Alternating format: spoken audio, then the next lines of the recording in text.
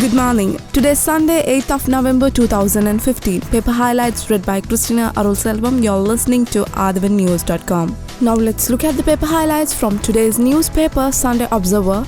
AG to face Judicial Oversight Committee of House. Parliament is to summon the Attorney General Yuvanjana Vijayasundara over 32 files containing criminal charges against individuals on which his department is here to take action, a senior cabinet minister told Sunday Observer. The AG is summoned before the Judicial Oversight Committee, which will be set up the Parliament in January under the provision of the 19th Amendment. A group of MPs who do not have ministerial and deputy ministerial portfolios will serve the members of the Judicial Oversight Committee. Another news highlight from Sunday Observer: summoning of AG undermines authority. The summoning of individuals before Parliament to explain the legitimacy of their act could seriously undermine the independence and integrity required of such public functionaries, a Bar Association of Sri Lanka stated the recent communing. Whilst the legislative supremacy of Parliament is respected, summoning persons before Parliament to explain the legitimacy of their work undermine independence and integrity and could result in public ridicule,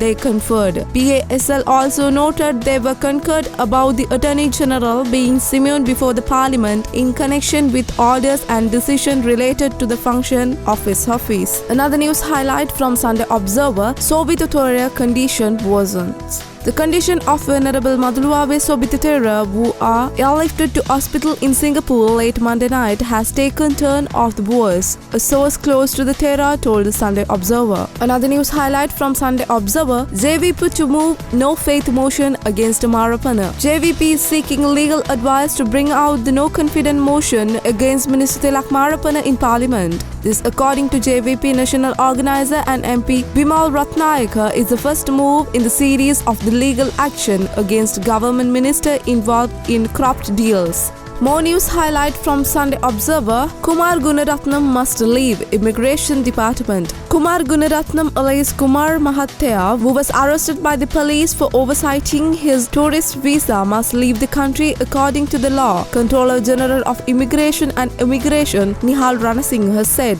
the law applies to all. He has oversight his tourist visa, which is a clear violation, and he needs to turn his homeland to renew his documents, Ranasinghe said. We gave him ample opportunity to present himself before the department, but he absconded, which is why he has been remanded. The Frontline Socialist Party member, also by his allies Noel Mudalige, was arrested in Kagol by the Kagol police. Another news highlight from Sunday Observer: no-fly zone, no fishing on November 13. Sri Lanka is expected to impose the fishing ban on southern waters and a no-fly zone over the southern Kai in the preparation fall of mysterious space object WT1190F near the southern coast on Friday. Another news highlight from Sunday Observer: end to monopoly in maritime security. The Ministry of Defence planned to end the exciting monopoly in the Maritime Security Service by inviting others interested to send their bids to create the healthy competition in the field. Defence Secretary Karuna Sena Hettiarachchi told the Sunday Observer the ministry will welcome bids from qualified maritime security service providers and floating MOEs for this purpose. There are other organizations who want to bid in maritime security providers and as floating MOEs. If they are qualified to do so, they can apply, Hettiarachchi added. Another news highlight from Sunday Observer: President removes Palitha Pelpola. President Maithripala Sirisena Private Secretary Palitha Pelpola has been removed with immediate effect due to an administrative lapse, sources from the Presidential Secretariat told Sunday Observer. ANR Amaratunga has been appointed to the post. Amaratunga, the former civil servant, functioned as President Sirisena's private secretary when the latter was the Minister of Health. Palpala was appointed immediately after President Sirisena took oaths in January. Now let's move to the paper highlights from the Sunday Times. Lanka pulls more billion into foreign debt loan. Sri Lanka continues borrowing spare additional several billions to its massive debt loan by issuing the yet more bet $1.5 $5 billion 10-year international sovereign bond. Sri Lanka will pay higher 6.85 annual interest in the additional billions borrowed. Just a month earlier, the government borrowed $650 million through 10-year sovereign bond at the annual yield of 6.125%. At AIMS last week, the Sri Lanka is also awaiting a $4.5 billion handout from the International Monetary Fund. Another news highlight from the Sunday Times: SL Maldives pet over alleged plot to kill Yamin. Sri Lankan linked to conspiracy arrested in mall. Colombo tells the envoy provided them legal assistance. Sri Lanka-Maldives relation took plan yesterday as the government of Maldives said last night that a Sri Lankan citizen has been arrested for conspiring the assistant President Abdullah Yamin. The announcement came in official Twitter account from the Ministry of Foreign Affairs in Mal. It said a Sri Lankan citizen is under Maldives police custody for conspiring the assistant Maldives president. The person was arrested on October 24th.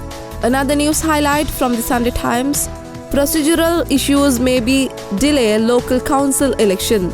Procedural issues are likely to delay the conduct of the local council election scheduled for March next year. Firstly, the official committee now reviewing appeals nevertheless 2 more months to compile its report. The report's likely to be ready February next year, according to the Provincial Council and Local Government Deputy Minister Karunaratne Paranavithana. He said yesterday in the additions to this, Parliament would also have approved amendments to Local Government Act, recommended 25% representations by women. The Paranavithana said the election department would inquire 75 days thereafter, call for nomination and conduct the election. However, Deputy Election Commissioner M.M. Mohammed said they would need the last 3 more months after report was issued in the legislative changes were made. That is expected to be after May. Another news highlight from the Sunday Times: 2 chairmen for 1 share at drugs board. With investigation into the multi-billion rupee heroin rackets being dragged to like money other probes, the new crisis has erupted. National Dangerous Drug Control Board will plays the key role in busting drugs racket.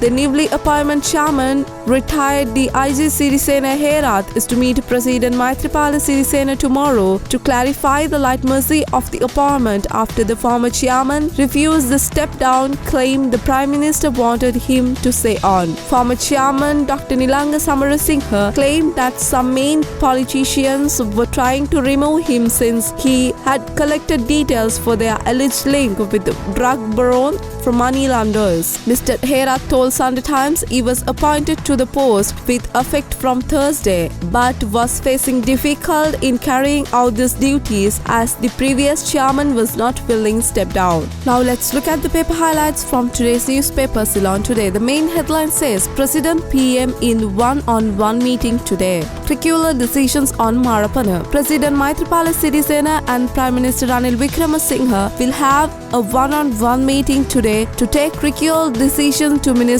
Law and Order, the prisons reforms Tilak Marapana. Another news highlight from Ceylon Today: ministers on sale. Commotion continued to Parliament as the opposition MPs protest, shouting slogans and hoisting placards inside the chamber against the government unlashing policies to crush an agitation in the Higher National Diploma in Accountancy students last week. Another news highlight from Ceylon Today: how Chandrika ate from Paul Atubat Kade. The news continues with page 4. Another news highlight from Ceylon Today: costly former president and widows. The executive president say it is pros and cons have been popular talk. Almost all political fora have since in introduction in 1978, and obviously it has been game-changing point in every general and presidential election held in Sri Lanka since 1994. We brought you the paper highlights from today's newspaper. We will bring you more tomorrow.